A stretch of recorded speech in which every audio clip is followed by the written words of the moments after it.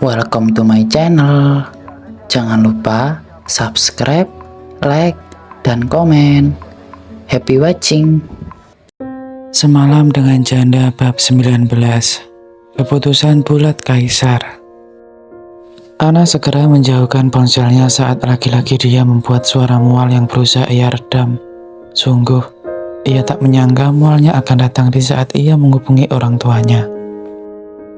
Ia menghirup nafas dalam-dalam kemudian mendekatkan ponsel ke telinganya lagi, melanjutkan obrolannya dengan sang ayah seolah tidak terjadi apapun barusan. Ayah, maaf, Ana barusan gak sopan sama ayah. Ana gak apa-apa kok, cuman masuk angin dikit, hehehe. Ucap Ana dengan tawa canggung mengiringnya. Ayah Ana di seberang telepon bernafas lega, tapi masih sedikit khawatir karena putri angkatnya itu tiba-tiba saja mual. Jangan dianggap enteng masuk angin, Ana. Kalau kamu merasa gak enak badan, lebih baik kamu istirahat di kontrakan saja dulu. Ayah sama ibu jadinya semakin kepikiran karena kami gak ada di sana untuk menjaga kamu. Ayah, Ana merasa bersalah karena membuat ayahnya yang baru saja keluar dari rumah sakit mencemaskan sampai seperti ini. Pekerjaan Ana di sini gak begitu berat kok, Ayah. Ana bisa jaga diri baik-baik. Sekarang emang cuacanya yang agak ekstrim, jadi Ana memang agak rentan belakangan ini. Kamu di sana istirahatnya cukup kan? Makanya juga, tanya ayah Ana prihatin. Ibu bilang kamu ngirim uangnya dalam jumlah besar, nak. Ayah takut kamu terlalu memprofil diri demi mendapatkan uang sebanyak itu. Ayah, Ana bisa jaga kesehatan kok. Istirahat juga cukup. Bos Ana juga kebetulan baik banget, jadi ayah gak perlu khawatir. Ana mencoba mengarang cerita tentang bos yang tak lain adalah suaminya. Ia tak bisa memberitahukan perihal Kaisar yang merupakan suami kakak sepupunya terhadap orang tuanya. Setidaknya tidak sekarang. Ana waktu itu cerita sama bos Ana ya. Beliau meminjamkan sejumlah besar uang dengan syarat Ana harus mengabdi di tempat kerja selama beberapa tahun ke depan. Tapi tempat kerjamu nggak membuat kamu susah kan? Enggak kok ya, sergah Ana secepat kilat sebelum ayahnya menanyai lagi dengan sedang pertanyaan mengenai pekerjaannya. Kerjaan Ana enteng banget. Pokoknya alhamdulillah Ana punya bos yang baik dan lingkungan kerja yang sehat. Ana cuma minta doanya dari ayah dan ibu yang baik-baik buat karir dan keselamatan Ana di sini. Sementara Ana sibuk mengobrol dengan sang ayah, Kaisar baru saja kembali dari kediaman utamanya. Ia berjalan di sepanjang lorong perusahaannya dengan raut kesal setelah pertengkarannya dengan Monica. Satu map penuh dokumen penting tidak pernah lepas dari tangannya, dan Kaisar hanya ingin segera menumpahkan seluruh kemarahannya kepada pekerjaan. Kaisar pun mencapai ruang kerjanya, tetapi saat ia hendak membuka pintu, ia mendengar suara Ana sedang berbincang dengan seorang pria, entah siapa itu.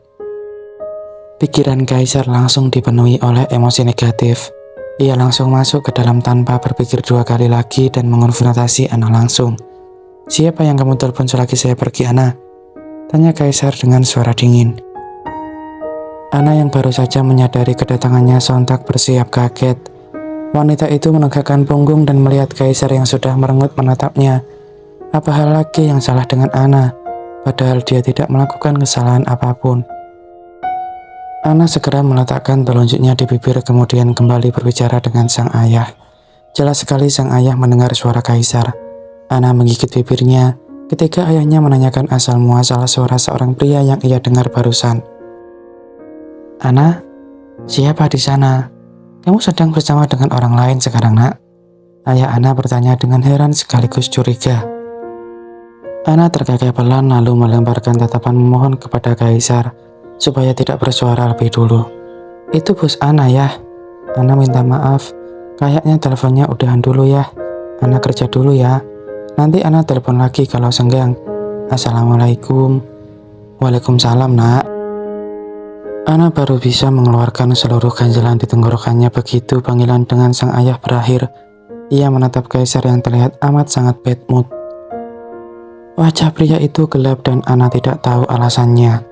Kaisar menyilangkan tangannya di dada. Meski ia tahu itu Ana tidak mungkin sama seperti Monica, Entah kenapa ia masih saja mencurigai kelakuan Ana yang terlihat gugup itu. Jadi, apa kamu akan diam saja atau menjawab pertanyaan saya? Ketus Kaisar. Ia sudah siap melontarkan tuduhan menghina jika Ana ketahuan selingkuh. Ana membuang muka dari Kaisar, tidak suka ditatap dengan intens begitu. Itu ayahku. Aku telepon ayah karena itu bilang ayah sudah diperbolehkan keluar dari rumah sakit. Aku ingin menanyakan kabar saya saja, nggak lebih, jawab Ana. Perasaan bersalah seketika menyelimuti hati Kaisar. Ia menahan lidahnya supaya tidak mengatakan apapun yang akan menyakiti Ana. Kaisar harus mengakui kepada dirinya sendiri bahwa ia merasa bersalah karena hampir menuduh Ana berselingkuh seperti istri pertamanya. Sungguh, Kaisar seharusnya tidak berpikir yang macam-macam tentang Ana. Ana dan Monica saja sudah berbeda dari watak serta kepribadiannya. Ana menatap Kaisar lagi. Pria itu masih berdiri kaku di tempatnya seperti patung di museum-museum besar. Ana mengalah pada egonya dan memutuskan untuk mengakhiri situasi canggung ini. Kamu dari mana aja? Kok lama? Kaisar menunjukkan dokumen di tangannya lalu melemparnya dengan takjub ke meja kerja. Ambil dokumen ini dari rumah dan bertemu Monica juga Mama. Ana tersentak kaget. Meski jelas-jelas Kaisar akan bertemu istri pertamanya di kedai utama itu, tapi ia takut Kaisar akan bercekcok dengan wanita itu. Lihat saja wajahnya yang kusam itu. Ana bisa membaca ekspresinya dengan jelas sekarang. Kak Monica? Kaisar mengangguk. Ia duduk di kursinya dan membuka laptopnya yang menganggur. Ana tidak berani bertanya apa hal yang diperdebatkan suami dan istri itu. Yang pasti, topiknya tidak akan jauh-jauh dari Ana. Ana berjalan mendekati Kaisar dan menumpuk dokumen tadi ditumpukan teratas file yang perlu diarsipkan. Kaisar yang merasakan kecanggungan dan ketidaknyamanan Ana memilih untuk memberitahunya lebih dulu. Wanita itu pasti bertanya-tanya dengan sikap tegangnya ini. Saya akan segera menceraikan Monica secepatnya, Ana. Dan yang kamu pegang tadi adalah dokumen persyaratan untuk perceraian, kata Kaisar sambil mendongak dari layar laptopnya. Ana langsung membeku dan menjauhkan pegangannya dari dokumen yang tadi dibawa Kaisar. Ia menelan ludah, merasa bahwa telinganya salah menangkap arti dari kata-kata Kaisar. Ia menatap Kaisar dengan tidak percaya dan bertanya dengan suara serak. Ia tertegun dengan keputusan Kaisar yang tiba-tiba itu. Kamu yakin? Kamu tahu keputusan seperti itu nggak bisa diubah. Bukankah seharusnya kamu membicarakan hal ini dengan kepala dingin? Kaisar menggeleng tegas. Keputusannya untuk mengakhiri pernikahannya dengan Monica sudah mantap. Sudah cukup ia menahan rasa sakit akibat kelakuan wanita itu. Sekarang sudah saatnya ia memberi Monica hukuman setelah kejutan diri hari ulang tahunnya kala itu. Kejutan berupa adik madu untuk Monica. Saya sudah yakin, jawab Kaisar tegas. Saya tidak ingin berhubungan dengan Monica lebih lama lagi, Ana. Saya dan Monica hanya akan saling menyakiti jika pernikahan ini terus dilanjutkan. Lagi pula tidak ada yang bisa dipertahankan dari Monica. Dia sudah kehilangan cinta dan kepercayaan saya sejak saya mau menonton video perselingkuhan itu. Aku nggak ingin mengomentari keputusan kamu, tapi sebaiknya kamu memikirnya lagi. Ana menyentuh bahu Kaisar yang terasa kaku dengan lembut sebelum menariknya dengan cepat. Ia tak tahu mengapa, tapi ia tidak yakin apakah dirinya bisa menenangkan Kaisar. Lagi pula, perceraian mereka adalah karena kesalahan Monica sendiri. Ana hanya kebetulan saja terlibat di dalamnya. Seperti yang Kaisar bilang kepada Ana, bahwa Ana sama sekali tidak perlu merasa bersalah. Urusan pernikahan Kaisar dengan Monica adalah tanggung jawab mereka sendiri.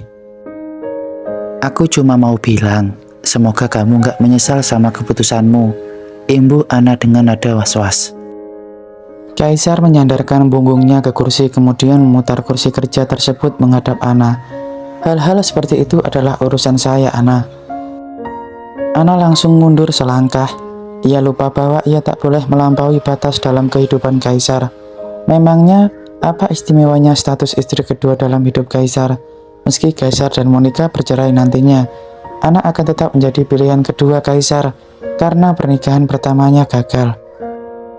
Ah, benar. Lagi pula itu semua kan urusan kamu.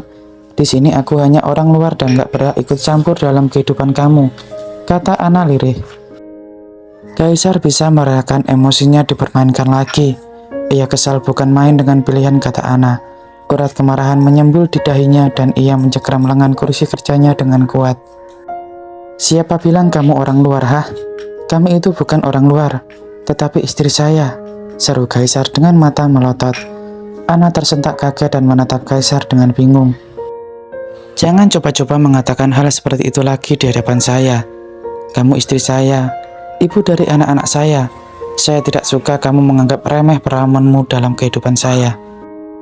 Maaf. Ana menunduk saat amarah Kaisar menamparnya berkali-kali.